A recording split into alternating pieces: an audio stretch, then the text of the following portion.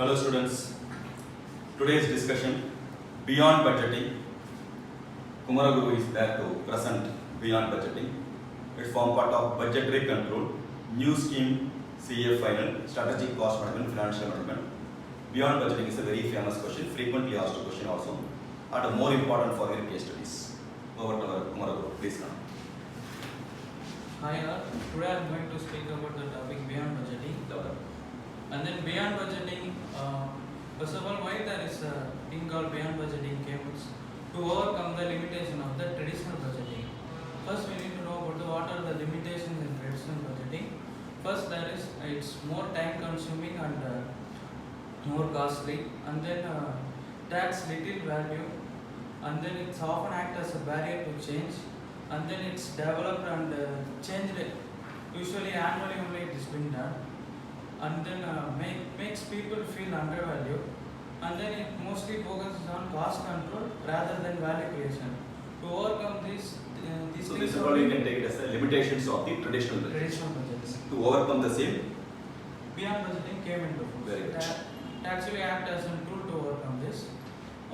The definition for beyond budgeting is it's an idea that company needs to move beyond budget, especially because to overcome the inherent flaws in budgeting, especially when used to set contracts.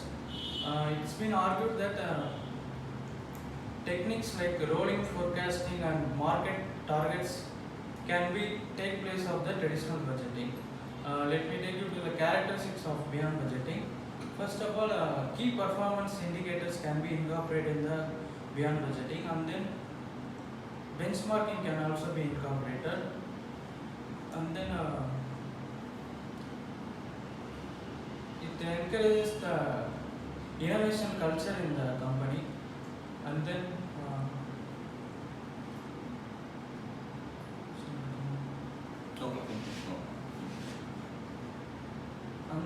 timely allocation of resources is possible in beyond budgeting. And then next move on to its two main advantages. It's more adaptive process rather than traditional budgeting, and also it's a decentralized process. Whereas in traditional budgeting, leader will be made to plan and control the organization as a whole. And then benefits, what are the benefits you can avail from following the beyond budgeting is internal rivalry will not be there between the managers, because the manager's target will be to focus on the future results rather than to approach the targets. And then the people in the organization will feel more of value to themselves, because the reward is based on the team performance as a whole. And then beyond budgeting establishes a customer oriented teams. These are all the benefits, and then we come to the suitability of beyond budgeting. In what case and all it will be very suitable. In the industries where there is much of a rapid change in the business environment, example automobile industry, there will be more changes in the day-to-day circumstances. In that case, beyond budgeting will be very useful. And then the industries which undergoes a radical change, that is using BBR, and then the industry which using the management such as TQM. In those industries and all, beyond budgeting will be very useful. And then if you see a real example for beyond budgeting, pioneer for beyond budgeting is said to be Henderson Bank in Europe. It actually follows for the past 50 years. The bank doesn't have any fixed annual budget. They have been following this beyond budgeting. The thing is, every branch will have their own, they have their autonomy control. They incorporate the three key performance indicators, which are cost to income ratio, return on equity, and then customer satisfaction.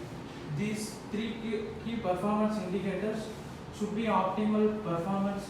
To get optimal performance of this, every branch has been given a free control to what cost techniques will work for them. They can decide on their own, and then this has been effective to them. And Henderson Bank is supposed to be the most cost efficient universal bank in Europe as of now. And then at last we are going to see about the difference between the traditional budgeting and the beyond budgeting. In case of targets and rewards, there will be incremental targets, and in beyond budgeting, it will be stretching towards the goal. And then with respect to rewards, there are only incentives and bonus only given. Here it will be given based on the relative targets and awards. And then with respect to resource and coordination, there are pre-allocated resources. Since the lead makes the plan, we will pre-allocate the resources, and then the coordination will be the central one. Whereas in beyond budgeting, the resources will be used when there is a demand, the resources will be used. And then the coordination will be dynamic over the organization itself, the dynamic coordination will be there. And at last, with respect to organizational value they create by following these budgeting techniques.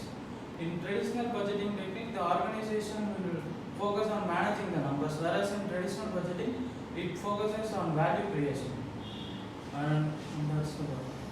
I'd like to thank you for this question.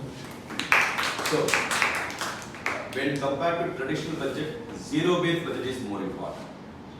When compared to traditional and zero-based budget, the superior is called beyond budgeting. That's why they have reduced beyond budgeting. With the examination point of view, what and not relevant? Explain beyond budgeting. Why necessary for the beyond budgeting? Nothing but limitations of the traditional budgeting out, right? Suitability of beyond budgeting is a frequently asked question. Okay? What all the operation or which circumstance we can be able to use beyond budgeting. Characteristics also equally important. Then difference between traditional to beyond budgeting. These are all the things you have to study for examination. Good, nice presentation. Okay, better. Thank you.